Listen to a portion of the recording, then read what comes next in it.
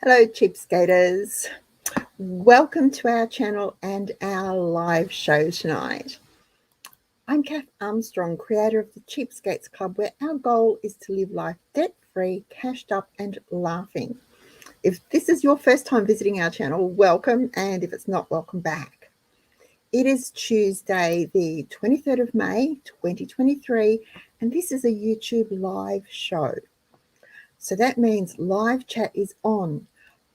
But unfortunately, Delaney, our lovely moderator, isn't able to be with us tonight. So please remember to play nice, folks. And I'm sure you all, as I do, wish Delaney a speedy recovery and I hope she can be back with us soon. Now, to join live chat, you need to be logged into your YouTube channel or your Gmail account, same thing. If you don't have either of those, it's not a problem. You can leave your comment in the comments section below and I will see it after the show. I read all your comments and I do my best to answer your questions. And on that note, if you have a question tonight, if you could put a capital Q and then write your question or type your question in all caps so it stands out in the chat, I will try and come back throughout to answer them for you. I missed you guys last week. I really did. Tuesday night on YouTube has sort of become a routine, part of my weekly thing that I do. And you probably all know how much I like routines. I've got them for everything. So I'm really glad to be back. I can breathe easy. Last week, I was trying to figure out how come I missed the show last week. What happened? I had the head cold to end all head colds. I don't think I have ever sneezed, coughed, had runny eyes, sore throat, and the works. We brought it back from Sydney with us after our trip a couple of weeks ago, and Wayne got it first, then I got it. It's gone through the entire house. I'm really glad to have seen the back of it. It has moved on. Someone else is suffering with it, I'm sure. I think this winter is going to be tough. Maybe we need to do a show about how to deal with head colds budget-friendly ways, because some of that cold and flu stuff is not only scary but really expensive. Anyway, who is watching tonight? Wow, 34 comments already and 65 people watching. Okay, let me just zoom up because we'll give everyone time to get here. Hello, Barb. Hello, Utah. Yvonne. I'm glad there's a show tonight too, Mary. Barb, yep, we're fine. Hello, Glennis. Do your best, Barb. We understand if you have to go, you have to go. That's okay. Hello, Estelle. Hello, Beverly. Wild woman. Oh, technology, Estelle. Everything's really weird, and it's just getting weirder. Don't get me started. Well done on your moving. Mrs. Dillegaff, Sylvia. Hello, Evelyn. Hello, Julia. Hello, Suzanne. Yep, thumbs up would be really, really good. That would be great. Hello, Lynette and Michelle. Hi, Joy. No dancing tonight. Hello, Maureen. Hello, Tegan. Hello, Annabelle. And Catherine. Pam. Hello, Veronica and Jody, Angelique, Leonie, Kathy. My goodness, we've got a lot of people here. Sorry, everyone. And Karen. Hello, Emma. Guys, if you're new, let us know too, because we like to meet new people. And Jade and Kylie. Hello, Kerry. Oh, well, I hope it's warm and I hope the chair's comfortable. All right, okay. Tegan makes a herbal vinegar from the garden that works a treat for colds and flus. Yeah. Okay. Kerry, COVID's the last thing you need. Goodness me. Hi, Coralie. Oh, okay. So you're going to relax. Joy's going to relax with us tonight, guys. Woohoo. Okay, now let me see. I chose the topic tonight, too much months, not enough money, because a question was asked during last week. Sometime someone asked the question about, what do you do when the money runs out? So I thought I'd cover that. I think we might have gone over this before. I'm sure we have. But you know what? A little revision doesn't hurt anyone. Hello, Caitlin. But then while I was working on it this afternoon, because life here has been a bit frantic, so I was working on it this afternoon, it kept popping into my head. People are so afraid. And then tonight I read a couple of comments on our Cheapskates chatter group, and that's our Facebook group. If anyone's not on it, there is a link below me to join Cheapskates chatter, but you must answer the question and you must agree to group rules. If you don't, your request to join won't be accepted. It's automatically deleted. So do those two things. You can join Cheapskates chatter. People are afraid. So, and it's not just fear of, terrors, but it's almost like they're afraid to live.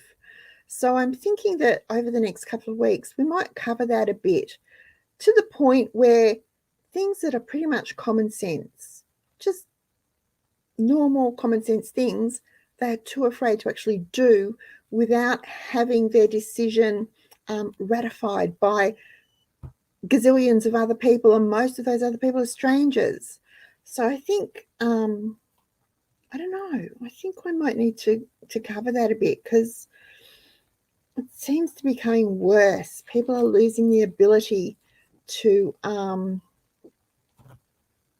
live the life that they are meant to live. Okay.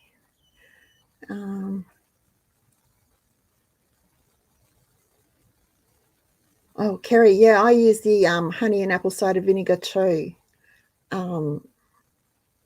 So, all right.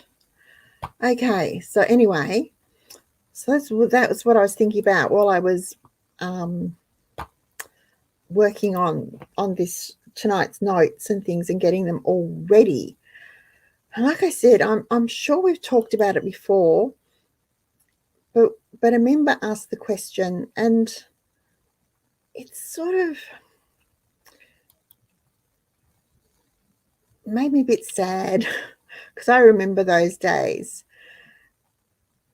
And it had me thinking of the struggle that we all have to perfect our budget, because there's times when no matter how carefully we budget, how carefully we plan, for whatever reason, the money runs out and payday is still a few days away. The kids are hungry. Oh, those dreaded kids are always hungry. It's happened to us in the past. And after disaster struck, it happened to us, because there was a limited amount of money that had to stretch a long, long way. And before I became, an expert, pat myself on the back here, at managing our money, it was terrifying. And it can happen to anyone at any time if circumstances align, if the situation's right. Sometimes it's an unexpected expense. Sometimes it's just that there's just not enough money. And I know we've talked about what to do when there's not enough money. If you've got savings, you can dip into the savings to cover the shortfall. But then you're even further behind, because you really need to be strong and replace the money that you've taken as soon as possible. And that means that you're going to find yourself running short again. And so you're back on that hamster wheel of never catching up, never having enough. Thankfully, for most of us, it's not a common occurrence. Touch wood. I think that's wood. My desk is wood, I think, under the plastic.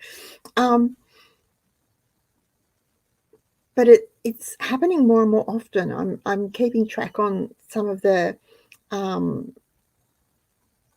charity sites, and it's happening more and more often. So when you run out of money before payday and you still need to feed your family, the first thing you need to do is stop spending. Just stop spending, really. Stop it. You're out of money. You have no money, so you can't spend. Put that credit card away, because that is not money to be spent. That is money that you are borrowing that you have to pay back with a fee. So that means that you need to cancel the coffee on the drive-through on the way to work. You take your lunch from home.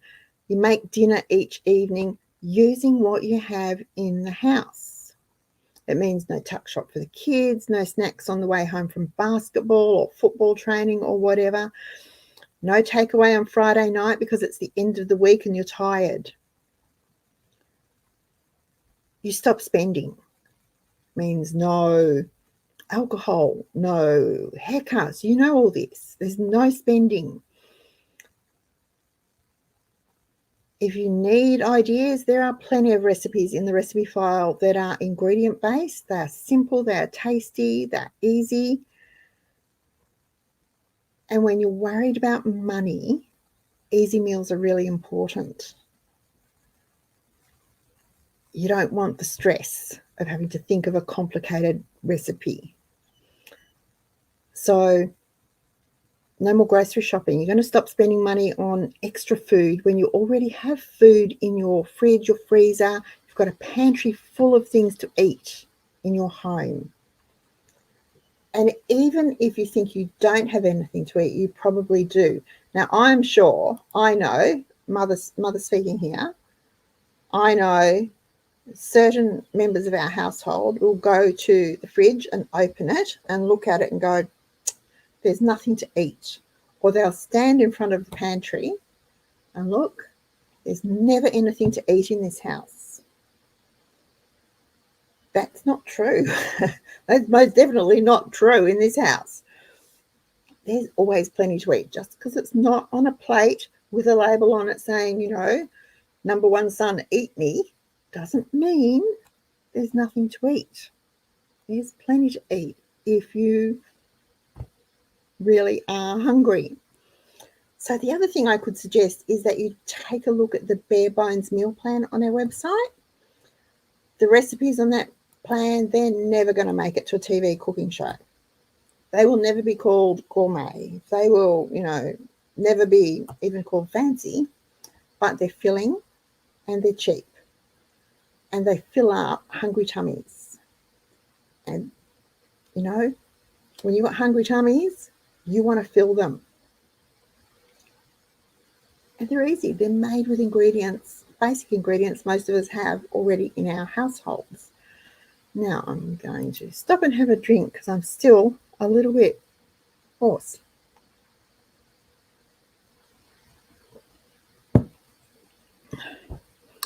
The other thing we can do while we're ditching the coffee run is ditch the soft drinks too. The can or bottle or whatever as you stop for fuel or as you're waiting in line for something or out of the machine at work. Drink water. It's better for you. It's already on hand. It's so much cheaper than soft drinks or cordials. You can't go past it, really. It's the best thirst quencher there is, and it's, you know, again, cheap. Really, really cheap. It's I'm going to years and years ago, not that many years ago, I remember comparing bottled water to tap water. The bottled water works out to something like, one of them was quite expensive. It was like $12 a litre, where your tap water is 1/10 of a cent per litre. Does it make sense to fill up your drink bottle and take it with you? From that point of view, yes, it does. And really, there's been so many issues with bottled water over the years. Your tap water's fine. And if you really, really, really, really, really have to have your coffee or you have to have your soft drink, remember that this is only in the short term. It's not forever. You don't have to give up your favorite beverage, whatever it may be, forever. It's just until you get over this hiccup with your budgeting, with your finances. So we have no money to go grocery shopping. We need to think of frugal meals. Well, the first thing that came to mind for me is eggs. Eggs are cheap. I know everyone complains about the price of eggs, but eggs are cheap. When you compare them to the cost of red meat or chicken or fish, eggs are cheap. They're an excellent source of protein, of vitamins and minerals. They are cheap. So make omelets. There's some really tasty recipes. We've got an ebook on our website, on Cheapskates Club website, called Everybody's Got to Eat Eggs. There's some really nice recipes in there. So eat eggs, boiled eggs, fried eggs, poached eggs, scrambled eggs, omelets. Make a frittata. Use eggs. Quiche. Use eggs. You can get creative with the pasta and sauce. Think outside what you normally eat. Turn vegetables into either you can use them for a tomato-based or a cream-based sauce and pour them over cooked pasta. Now that's really easy to do because all you do is chop them or grate them and cook them in a little either olive oil or butter or both. A little oil added to the butter stops the butter from burning and you get that lovely butter flavour. Add some, whatever your favourite herbs are, cook them up. Tin of tomatoes or a tin of tomato soup or a blob of tomato paste will give you a tomato-based sauce. You might need a little stock or water to thin it down, or you can do cream-based. Now, I cheat a little bit. Go figure. Who would have thought? I cheat a little bit with these things because often it will say, you've got to have, 300 mils of cream or whatever. Well, I don't often have cream in the house. I do sometimes have sour cream. I've always got plain yogurt. I can make evaporated milk. They all make great substitutes for cream in a pasta sauce. Or even cream cheese. If you've got cream cheese. Now, I've got cream cheese in the freezer from when NQR had it on sale a few months ago.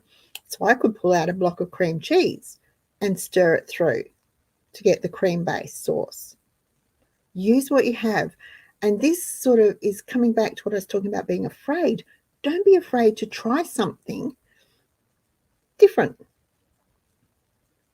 If it's going to be creamy, if it's already a creamy thing, it should work with your sauce to make a cream-based pasta sauce.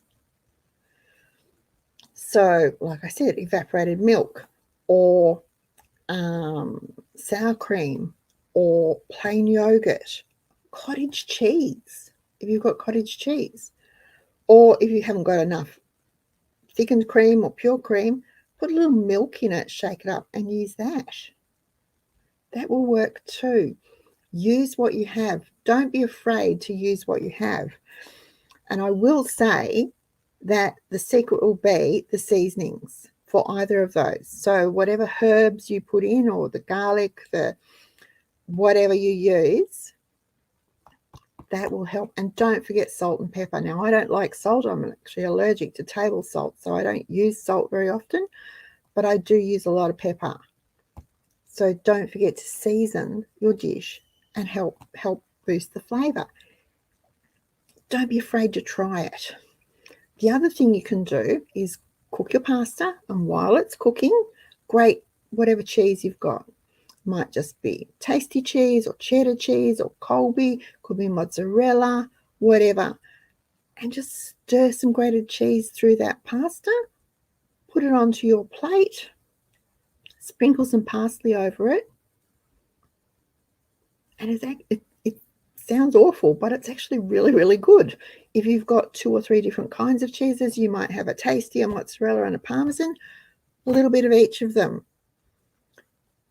Put it through piping hot cooked spaghetti or fettuccine or twists or twirls, whatever you want to call them, or even macaroni. It's really, really nice. If you want to stir through a beaten egg while the pasta's really hot, it will make it a bit creamier, and you sort of get that carbonara without the bacon or ham.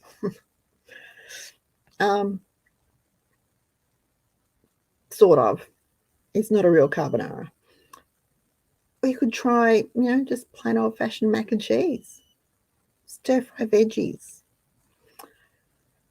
If you've got bread, make toasted sandwiches, and they don't have to be that thick with fillings. You can make soup. Soup can be expensive or it can be very inexpensive. It can be just a few cents a serve. Use what you have. I'll put a link below to how to make a stock soup, but soup is really easy to make.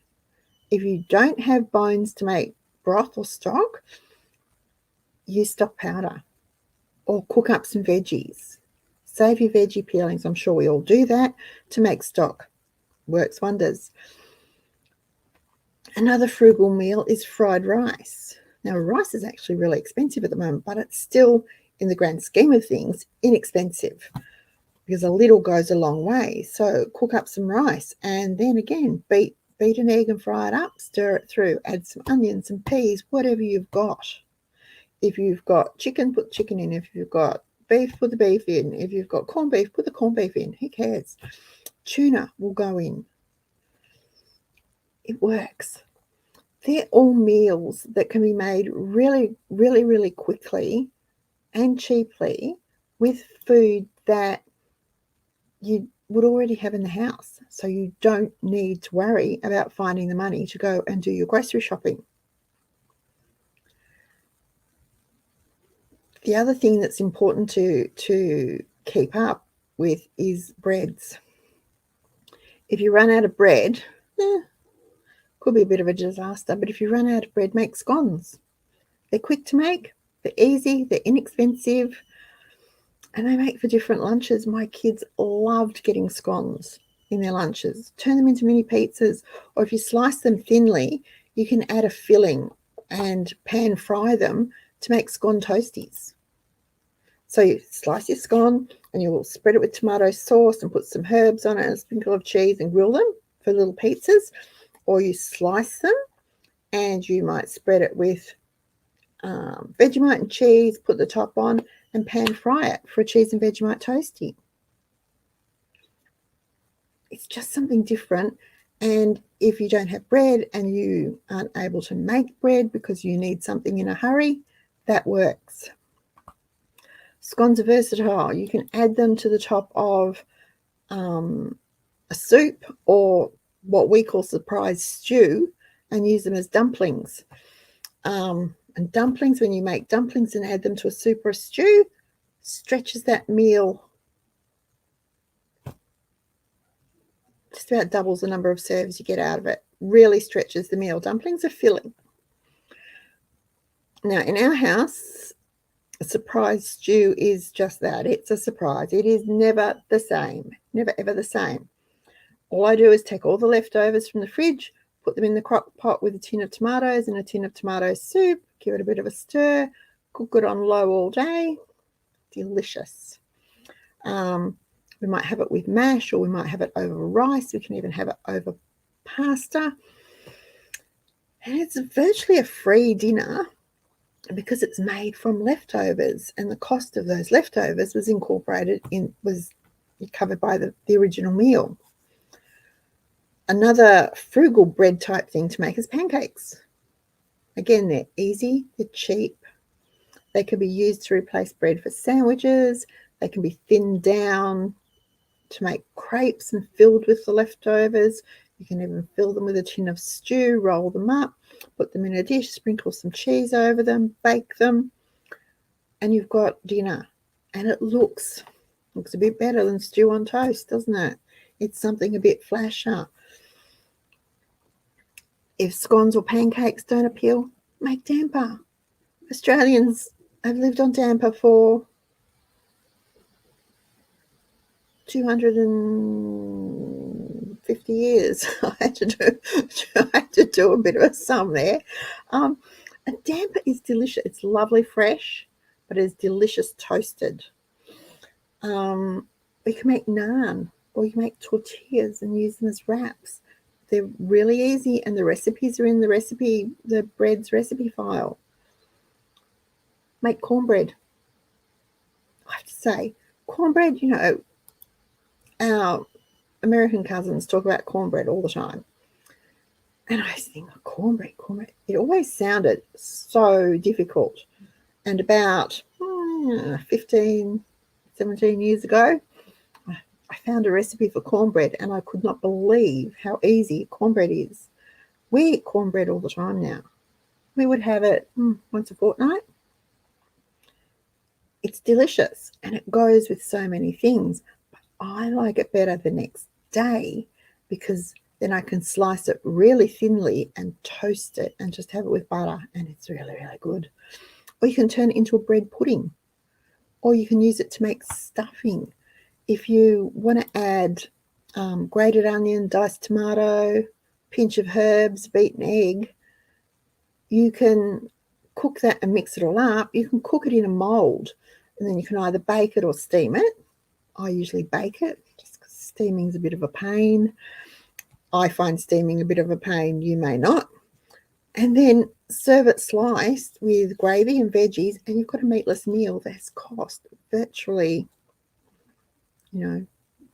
nothing. You've got a meal for 4 for the cost of 1 serve of a meat meal.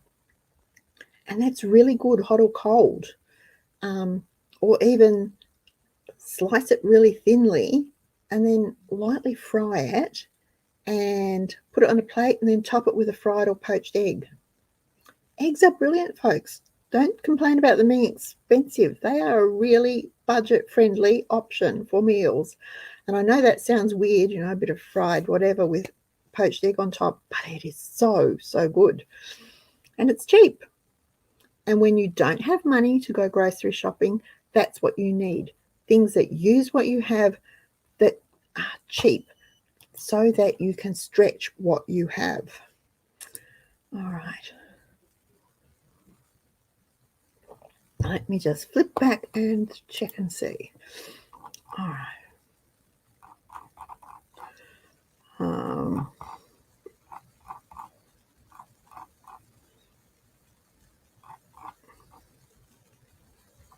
Okay, sorry. Just going back and checking comments. Guys, keep talking amongst yourselves.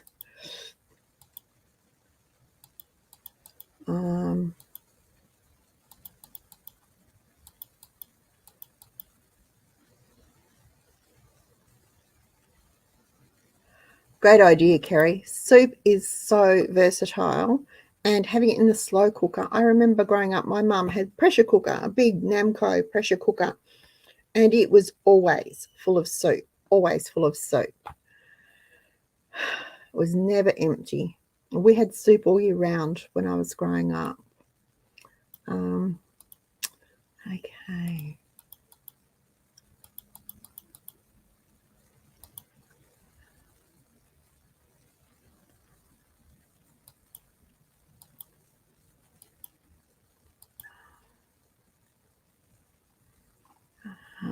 Sorry, I've missed a comment here. I'm not quite catching up what this is. Let me go back.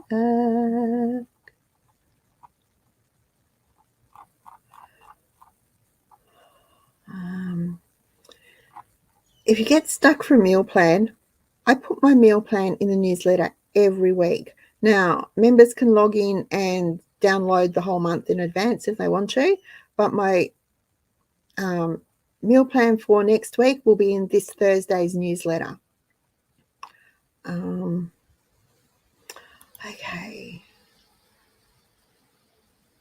Lunches, you know what?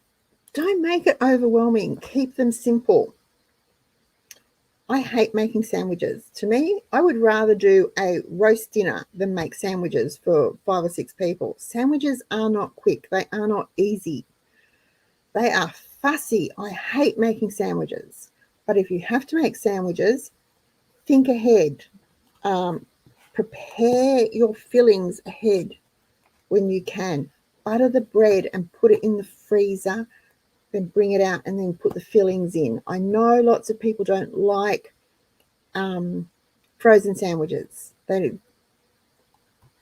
don't like the taste of them once they've thawed or whatever. But don't overcomplicate it. We used to do Mondays. My kids always had tuck shop for school because Granny and Grandma shared that cost. Tuesday will be leftover roast. Wednesday would be cheese or cheese and Vegemite, cheese and tomato, something like that. Thursday would be some sort of salady type thing. Friday was always egg. It will be curried egg and lettuce or just plain mashed egg or something along those lines. Always. Just the same. They got different filling every day, but I kept it as simple as I could just because I hate making sandwiches. I loved once they decided they would take soup or salads in a bowl, that sort of thing for lunch was so much easier. Don't overcomplicate them. Don't overcomplicate your meals. And if they're old enough to make their own, let them make their own. I love shopping from my garden too, Tegan. I have my very own greengrocer out the back door.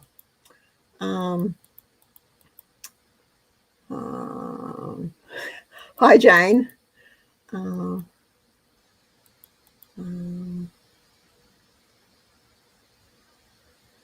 Yep, Maureen looks ahead. So she's 1 month ahead for non-budgeted items. All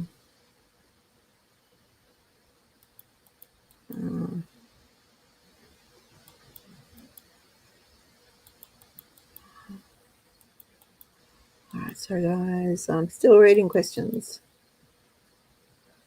Estelle, look in op shops for old cookbooks, old home and school or PTA or whatever cookbooks, church cookbooks, CWA, View Club, all those sorts of things. Would often just put out little recipe books as a fundraiser. I don't have any here to show you. They're usually just little booklets, little, not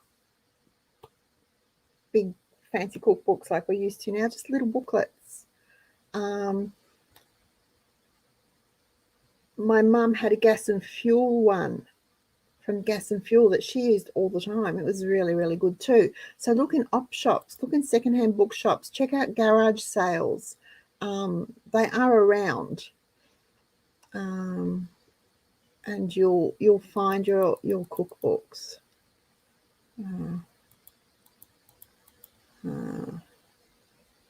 I saw your photo, Karen, of your chicken vegetable soup. Yum. Okay.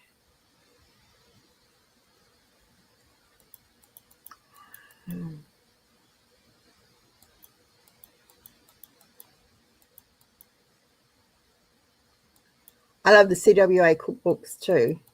They are really, really good. Another one is Common Sense Cookery Book, and there is a modern version of the Common Sense Cookery Book that you can get. Hannah bought it for me a couple of years ago for Christmas. It's lovely. Yes, you can use Vegemite as an alternative to stock. And actually, Vegemite in boiling water stirred up makes quite a nice hot drink. I know it sounds bizarre, but it's actually quite nice.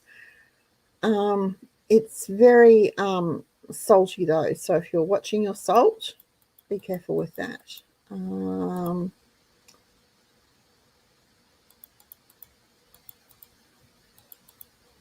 Jane makes pancakes when they run out of bread. Yep. Kerry says some green or red pesto through hot pasta. Yes. Fritters are good, and they're good for using up little bits and pieces. Yeah, dumplings really do double a meal. And we always thought when we were little and we had dumplings, we called them doughboys. We always thought that they were so special, so very special. Oh, to get doughboys in the stew. Oh, alrighty. Yes, Mary, I do use polenta for my cornbread.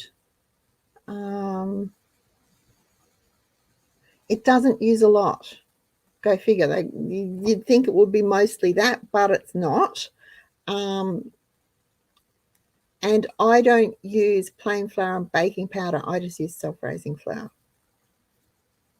You know me. I find a recipe and butcher it, but it works. Hello, Selena.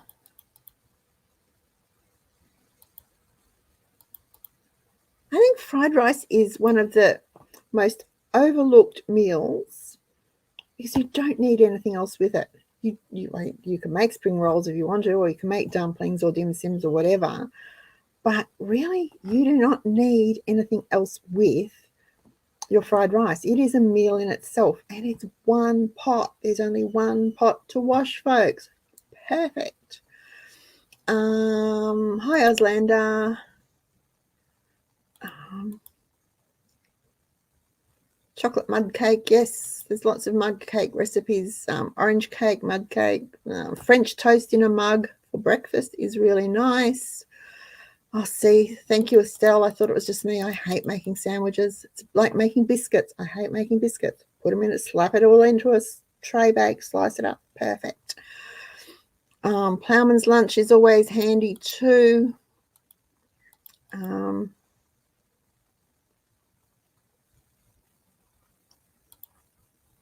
I missed that, Jane.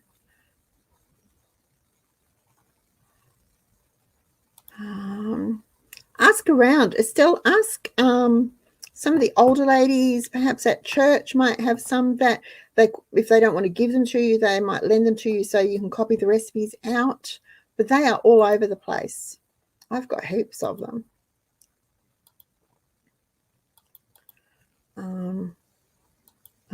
Vegemite hot water. I had a teacher, this is going back quite a long way, in grade 2. She was my grade 2 teacher, and she every morning playtime, morning recess, she had a little kettle in the classroom, and she would boil the water and have her hot Marmite drink, and it stuck with me.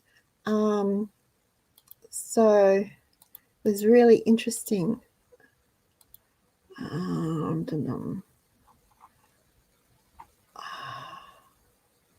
Cornbread is delicious. It's really good. Makes a really nice pudding. Really, really nice pudding too. Okay. There are a couple of cornbread recipes in the breads recipe file, Mary. You will find them there, or type cornbread into the search and it will pop up for you. Okay, I better get back to this because otherwise we will be running late. All right. Where did I get to? What was I talking about? Anyway, the other thing, all right, when you've got no money for groceries, if you know how to stretch what you have to get more serves or even complete meals, you're golden. If this is an area that you're not quite skilled in yet, don't give up. Keep practicing. It takes practice. It's the old joke was, you just add more water to the soup pot, but it's not quite that. You do add more water, but you need to add something else to it too. So learn the secrets to stretching meals. Could be more veggies, grated veggies. Grated zucchini is great. Or if I picked a zucchini, I either grated it and froze it, or I grated it and dehydrated it so that I can add it to things. And it means more veggies, less meat. Cut your meat portions in half and fill up on the veggies. You can use breadcrumbs or scones to stretch a meal. My old favourite TVP, to add to a casserole or a stew or a pasta sauce, you can double the quantity without doubling the cost. Now, TVP is available in most supermarkets or from a health food shop, but it will be expensive. You will get much better prices if you buy it online, even with postage. If you haven't tried it before, though, get a small packet from the supermarket try it before you buy it, because then you can buy in bulk and really save. I buy it 5 kilos at a time. And it's really economical. You can add oats to a meatloaf or rissoles or meatballs. Now you've got the choice of adding them as they are, or you can whiz them and make them finer and chop them down a bit. I just add them as they are. They sort of disintegrate into the meat mixture. But again, if you've got, roughly looks like a cup of mince, cup of oats, I do equal 1 to 1, as I do with the TVP. And again, the grated veggies, you can add grated veggies to anything just about, to pasta sauces, to your meatloaf, to your soups, to your stews, to your rissoles, to your fried rice, to fritters, to your pancakes, to crepes for filling. Add them to a cheese sauce and they make a great filling. You can add more beans to a soup or casserole. If you don't like to cook beans, use baked beans. I used to use baked beans for just about everything, every sort of stretching thing I could, because they're so handy. You just take the tin and open it and they're ready to go. No cooking required. And once they're in a recipe, they are barely detectable. If you're adding them to a mince-based dish, whiz them up until they look like the cooked mince, or use a knife and slice your knife through them until they look like the little granules of mince. If you're adding them to tacos or something like that, just leave them whole. Adding them to a soup, leave them whole. Baked beans are handy. They're really good. And again, lots of nutrition in beans. Even good old baked beans in tomato sauce. There's lots of nutrition in baked beans. We were talking about milk in the comments a few minutes ago. If you need to stretch it, make your milk up half and half. You can add a litre of reconstituted powdered milk to a litre of regular milk. Or you can use long life milk. Now, at the moment, boo hiss, at the moment, long life milk, UHT milk, is actually more expensive than fresh milk. That's a little depressing, isn't it? It's about 10 cents a litre more than store-brand fresh milk. But it is shelf stable and it's handy to have it in the pantry as a backup. So I would suggest keeping some long life and some powdered milk on hand for emergencies, and then you won't have to worry about a quick trip to the milk bar. Do we still have milk bars? Does anyone still go to the milk bar? Most people just pop into the Servo or 7-Eleven or stop in at the supermarket on the way home. I'm so used to buying milk from the supermarket that I don't even know where there is a milk bar around here anymore. Wow. I'm not sure where else I'd get it other than, the service stations or 7-Eleven. Interesting. It just made me stop and think, are there such things as milk bars anymore? I used to love walking to the milk bar to get my 5 cents of mixed lollies in a paper bag. Another thing you can do when money is tight is breakfast for dinner. And we just touched on that too. Now, I've done that before, especially when the kids were small and money was really, really tight. There is nothing wrong with Weet-Bix and milk for dinner, or porridge and milk for dinner, or even ground rice porridge with milk for dinner. Who says that Weet-Bix can only be eaten in the mornings? Who's the bright spark? Who's the food police that says you can only eat Weet-Bix for breakfast, or porridge for breakfast, or a scrambled egg for breakfast? Now, I know breakfast for dinner is a really popular so-called easy meal. If you look on Pinterest and see all the things going around about it, I can tell you, I'm happy to say, in our house, the meals that show up on Pinterest are not what I'd call easy. They are not what I would call cheap. And we do not eat like that for breakfast. So if you're going to do breakfast for dinner, eat what you usually do, just at tea time. It's a treat. If you've got little kids, tell them they don't have to have vegetables tonight because they can have Weet Bix. I used to do that to our kids all the time. It worked. I used to say to them, shh, don't tell grandma, because she'd say you have to have vegetables, and they would wolf down their Weet Bix. They didn't know that they were getting Weet Bix because that's all there was. They just thought it was a real treat to get Weet Bix for dinner. Okay, the other thing is what's growing in your garden that you can harvest and eat.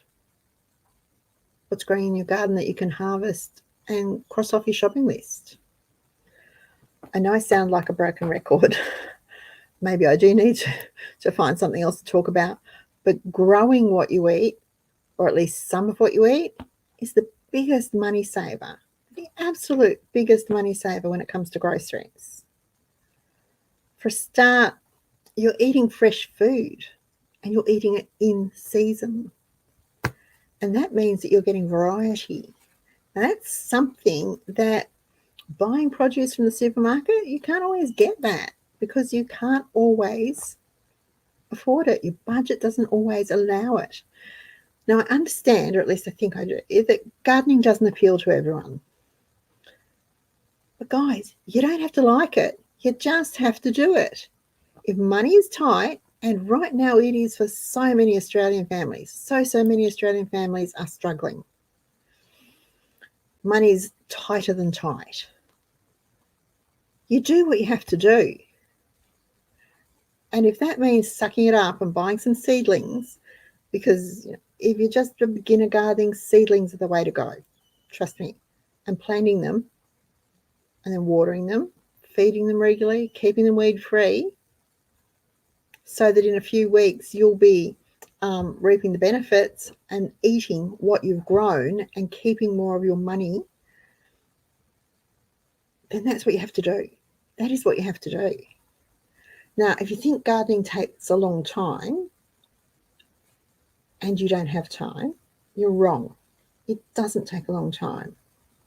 I've had a garden for years, and I can tell you that, yes, I do work in it every day, but only for a few minutes. Once your garden's set up, it's like anything else. If you do it regularly, you tend to it regularly, you take care of it, look after it every day, it's easy and it's quick. If you leave it and you only do it once a week or once a fortnight, then the weeds are taken over, the plants have gotten all straggly, you'll be fighting the slugs and snails and whatever. It will take you hours, and that's when it becomes a chore and a drudge. So just 15, 20 minutes, and you don't even have to do it all in a block. You can do it as you've got spare time, some in the morning, some in the afternoon, lunchtime, whatever. Just do it. You do what you have to do. And think of it too as your chance to get your daily dose of vitamin D for free. So you're killing two birds with one stone. I read a post on Cheapskates Chatter a couple of weeks ago about how much it costs to set up a vegetable garden. I was a little shocked. I know it can cost you a fortune. I know setting up a garden can be very expensive, but it doesn't have to be. You don't need anything fancy. Raised beds are nice, but they are not necessary. Vertical gardens, wall gardens, they're nice, but they're not necessary. Fancy pots are nice, but they are not necessary. Use what you have. When your finances are better, you can look at raised beds or mobile pots or vertical wall gardens, whatever. But don't complain about the cost of fresh fruit and veg, of the food that you're eating, if you're not at least willing to try and grow some of it. Because that's just an excuse. Just get up off your patootie and be not only proactive, but be independent, be self-sufficient. Use what you have to. It could be boxes, bags, holes in the ground, pots, empty milk bottles.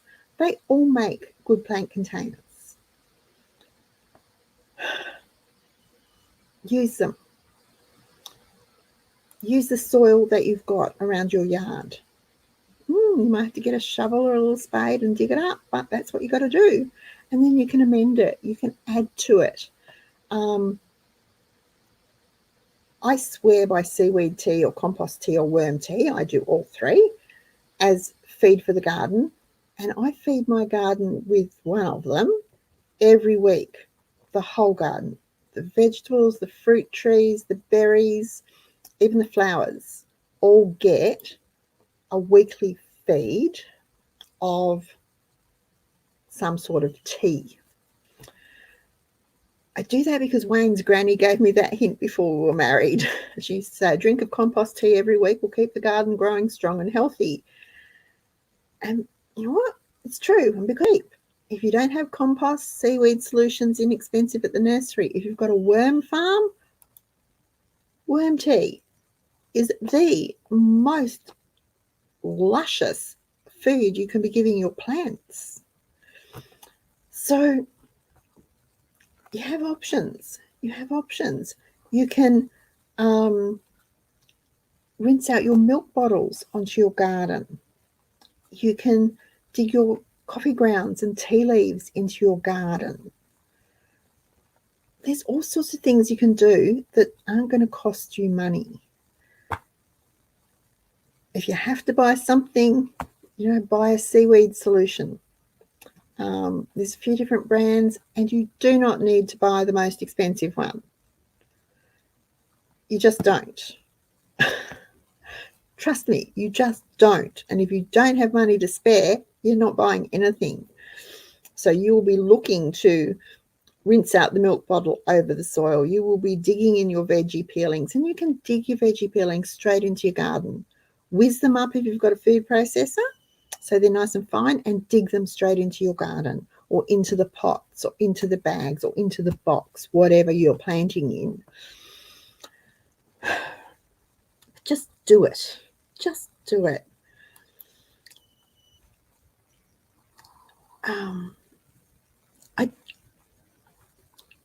There is nothing as satisfying as knowing that you are feeding your family organic food for less.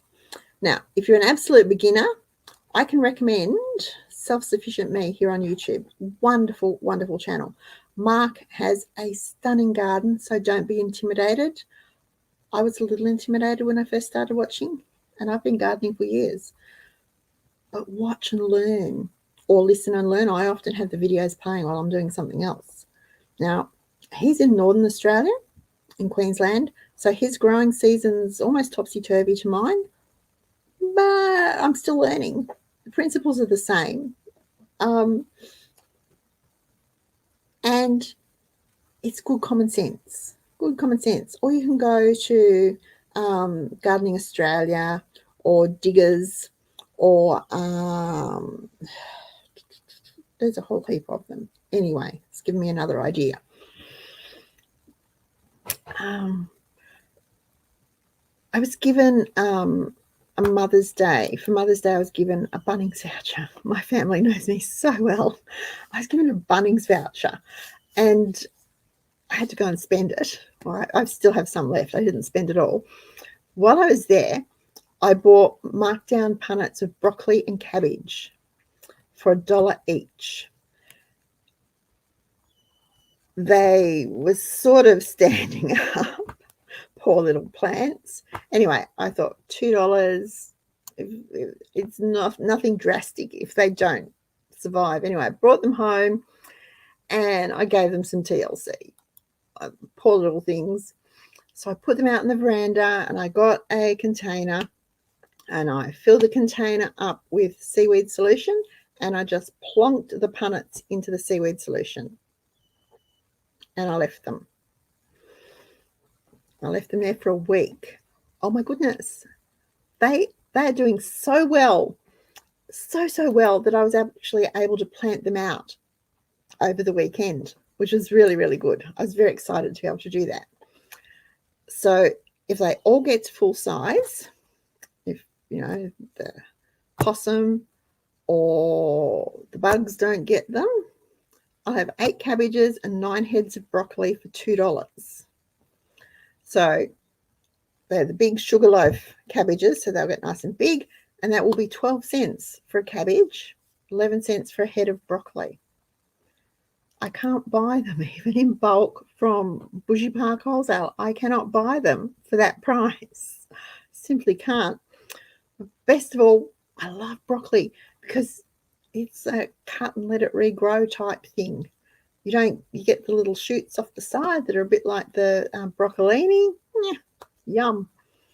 Now, they're a bit slow, so they're no good for if you're hungry now, because they take about 12 weeks to reach maturity before you can harvest them. So if you're hungry now, you need to plant things that grow faster.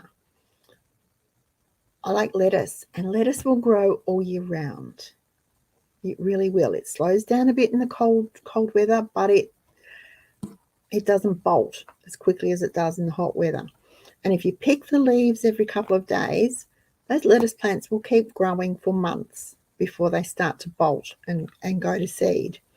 So if you plant 12, you should be able to eat fresh lettuce every day for a good couple of months easily. Now, a punnet of lettuce seedlings costs $4.50, about 56 cents each. You can't buy a lettuce that cheap. And when you think that you're going to be eating, that $4.50 is going to feed you for up to 2 months, that's pretty cheap. If you grow them from seed, that makes them even cheaper.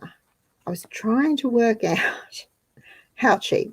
It's less than a cent for a lettuce if you grow them from seed. If you want to grow cauliflower from seed, it costs about 2 cents each. I checked just this afternoon. Organic collies are $8 each. Now, we eat 2 or 3, sometimes more cauliflowers in a week in winter. So my 15 or 20 minutes a day in the garden is worth it. If we even just eat 2, that's going to save me or keep $15.98 in my purse. It's worth it to me. Can you see what I'm saying? Am I making sense? Yes, it takes time and effort to grow food, but it is worth it. And even if money wasn't tight, it would be worth it, because that $15.98 is better in your bank account than the supermarket's profit. So think about growing some of what you eat. You don't need a lot of space, and you don't need a lot of skill. You will learn as you go. I did. And there are lots of resources, but do check out Self-Sufficient Me. I just absolutely, it's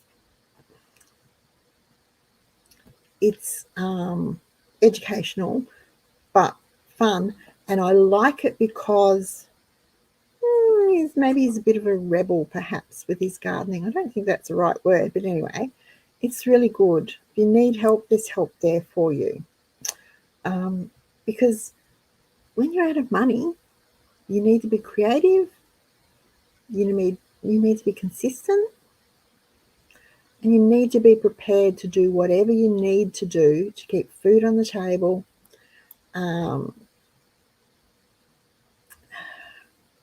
You want it to be healthy food that tastes good and eases a little bit of the stress that you are feeling from having some money worries. And lastly,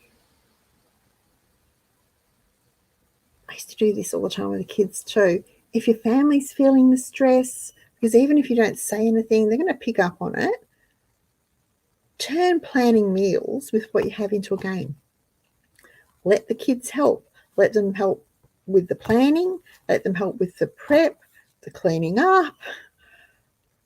Teach them about portion control, how to measure out for a recipe, how to get the correct number of serves from a recipe so that they understand that while there might only be 4 people eating, the recipe says serve 6, so there should be 2 bits left.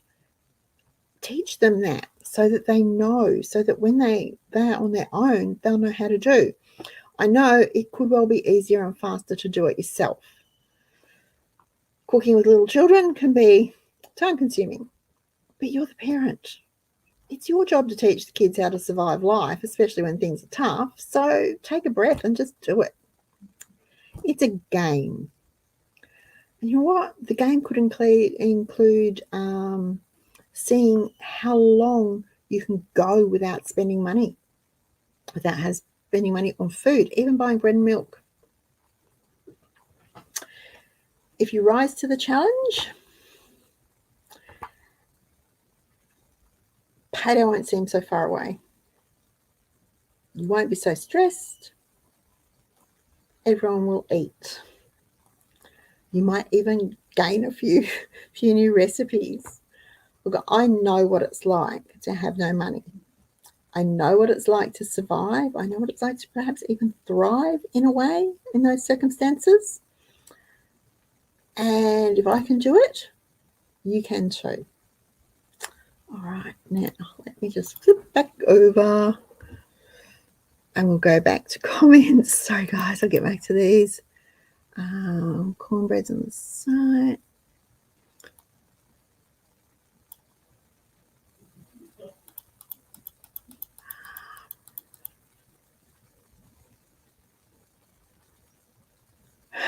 Selena gets a lot of freezer meals when her husband cooks. Cahoo.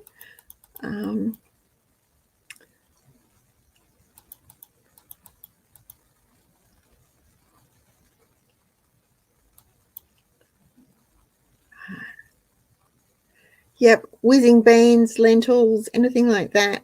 Whiz them up so that they, you can either puree them and they become a part of the sauce, or leave them in little granules so that they have a texture. That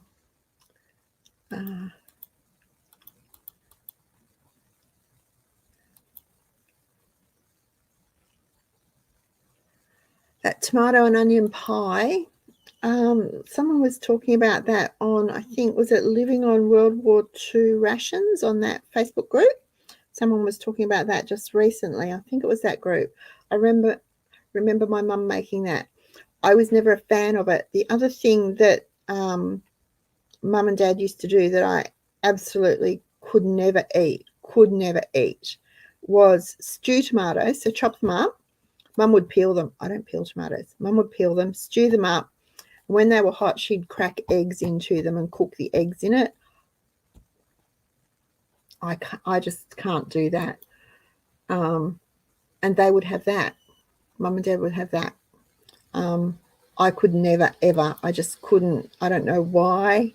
It's just the thought of it. Just no.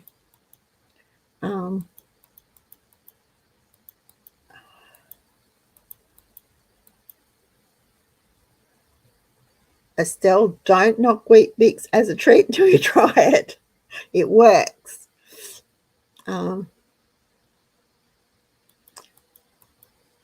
We often have, Wayne and I will often have, just if it's just us, we will just have eggs on toast, or he'll have baked beans and I'll just have cheese.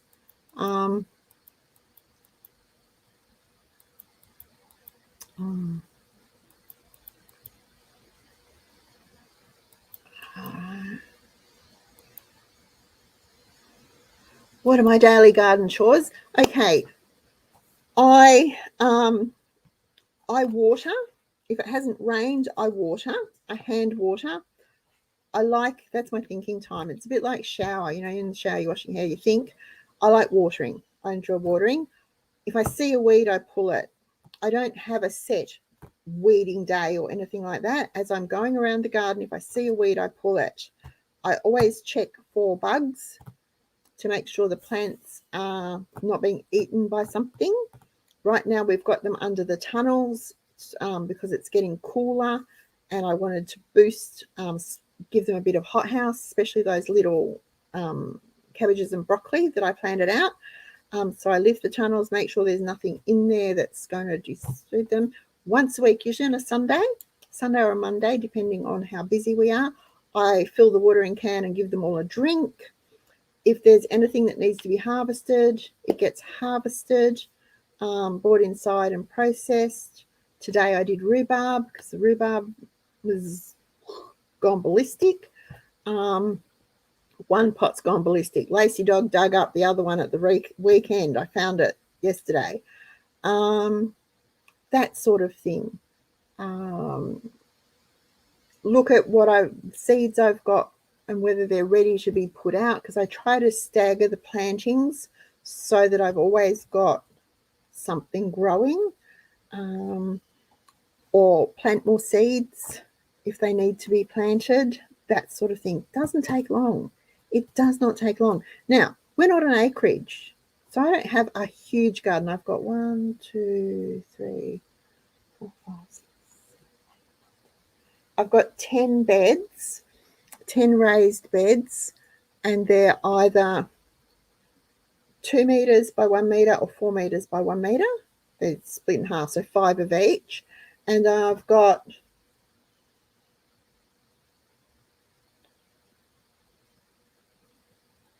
5 pots with different things growing in them too. Plus the trees, the fruit trees and the berries and things like that. The herbs, I need to do rosemary. I was looking at it today. I thought I must get some, so I'll do that tomorrow when it's dry.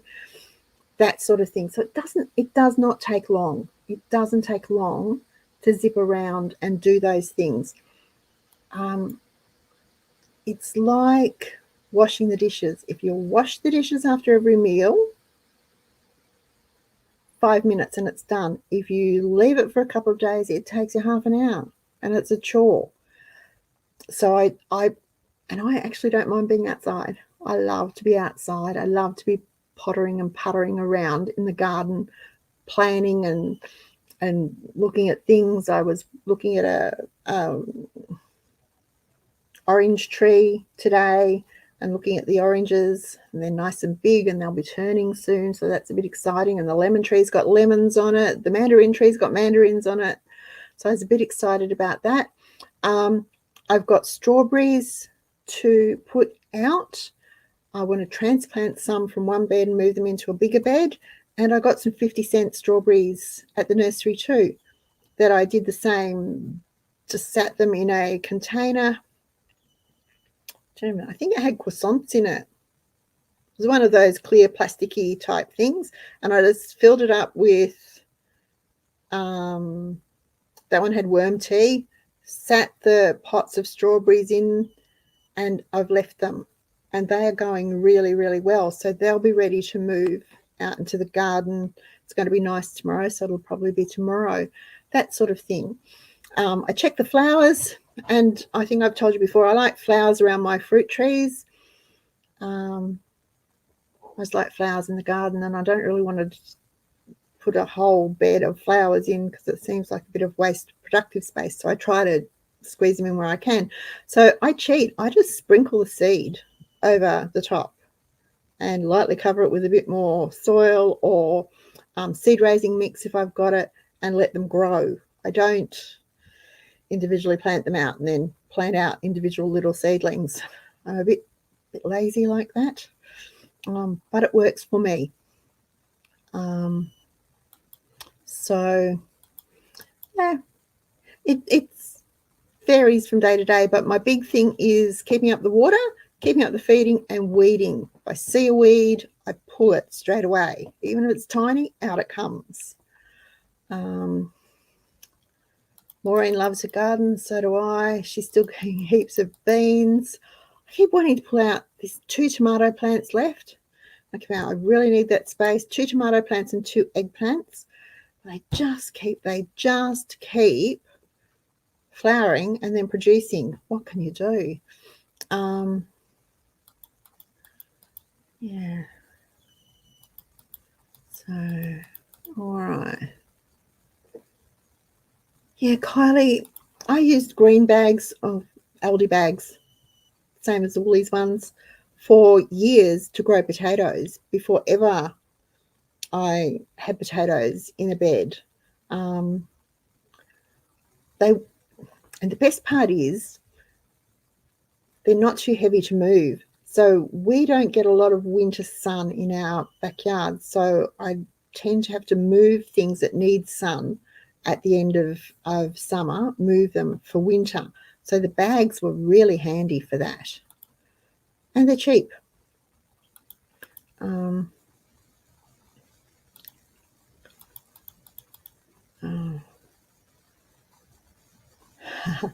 Okay, silver beet, chop it up, shred it so it's really thin, steam it, or if you've got a microwave, put it in a dish, 2 teaspoons of water, put a plate on top.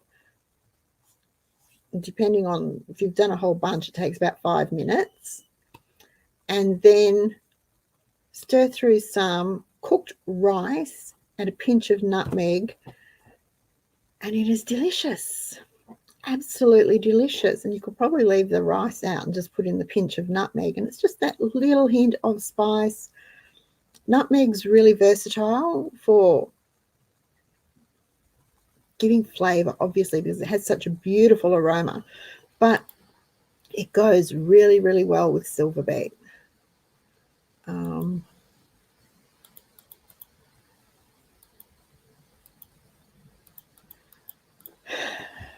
Overcooking food is a generational thing. Thank goodness I learned not to do that.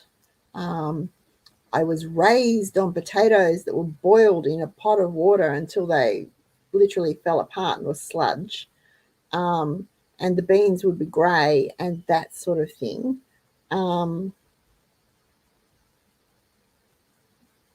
Thankfully, my generation on, food became slightly better, and we learnt to do things. There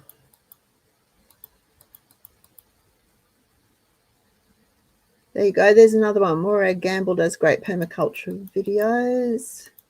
The Weedy Gardener. Do you know what? I think I told you before, we have a neighbour who just once a year slashes the backyard.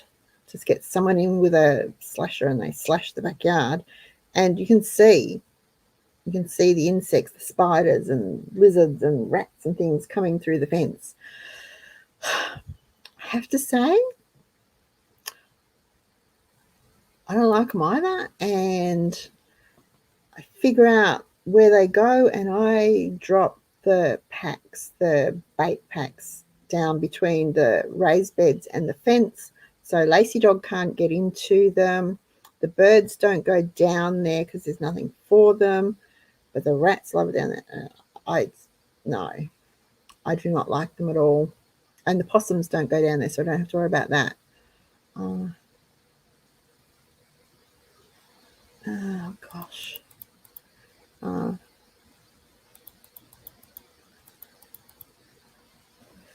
right.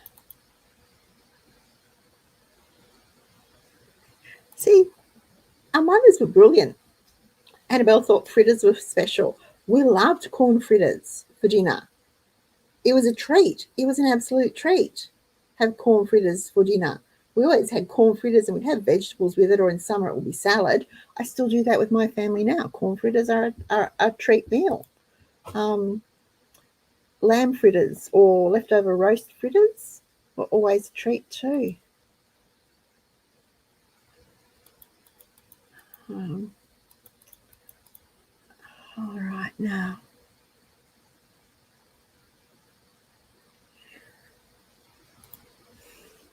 I think a lot of us grew up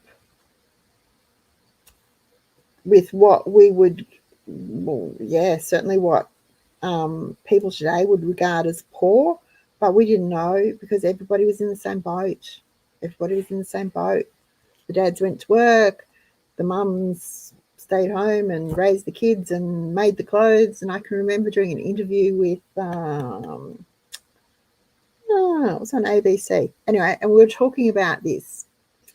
And she said the worst part was, because she's about the same age as me, the worst part was when knitwit came into vogue, and her mum went and did a knitwit course, and then she got terry toweling, the stretch terry toweling fabric, really, really cheap from somewhere, and made all 4 kids matching purple tracksuits. And I remember those days well. I never had a purple tracksuit, but I remember my mum sewed. She was beautiful, beautiful seamstress. Okay.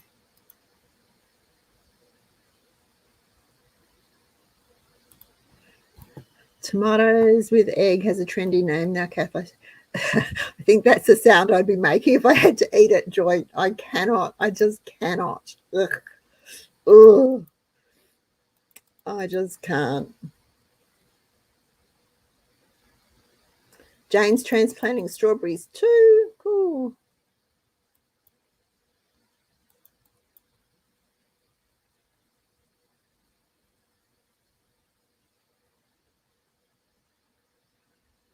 Oh, good. Good news. Egg on a crumpet is fine. I can do that. Can't do egg and stewed tomatoes.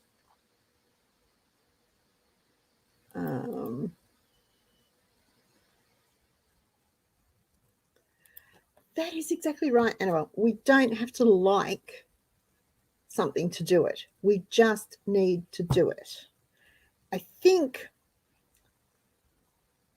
there's an attitude of, it used to be called the attitude of entitlement. Well, now I think there's an attitude of,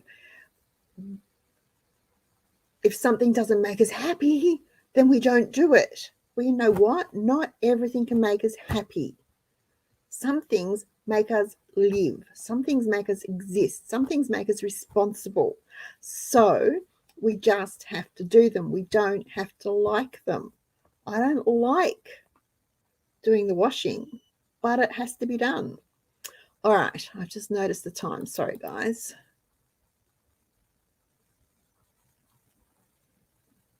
Oh, you've got a kookaburra that catches them. I wish our kookaburras would catch them.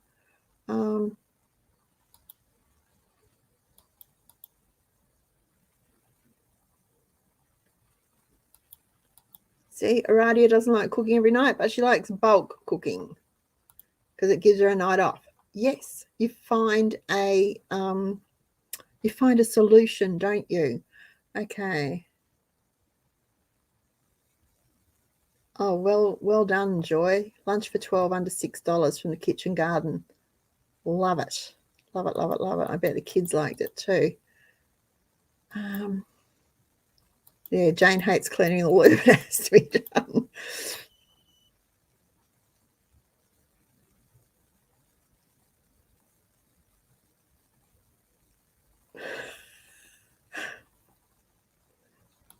Our parents, it's a wonder, Joy, it's a wonder we turned out as sane as we have.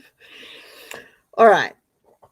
Jade never cooks one night. Double up cooking. I did pasta sauce tonight. Quadrupled the recipe. 3 are in the freezer. We had 1 and 3 are in the freezer. Okay, now, I mentioned before that I had an idea. Let's talk about next week's show. Let's plan ahead. I like to plot and plan. I think it's time we had some fun. So I'm going to give you some homework this week. I want you to think about your favorite YouTube channels. Now, I know Cheapskates is number 1, of course. Only joking. But I want you to think about your favorite YouTube channels and why they're your favorite. And then next week, I'll share mine with you. Now, I know that there will be some crossover because I'm pretty much sure that we already enjoy some of the same. But I'm always looking for new shows to watch and new information to learn and new ideas to inspire me. So let's do that. Your favorite channel, it can be about anything. It can be about food, it can be about gardening, current affairs, crafts, cleaning, decorating, shopping, playing piano. I don't know, it can be whatever, as long as it's your favorite. So your homework, think about it during the week, and we'll all share our favourites next Tuesday and see how we go. And we should have a nice long list of resources that we can go back to and learn from. Okay, thank you. I've gone over time. I did not mean to. Thank you so much for sticking with me this far. I actually really appreciate that you take the time. It's quite an honour.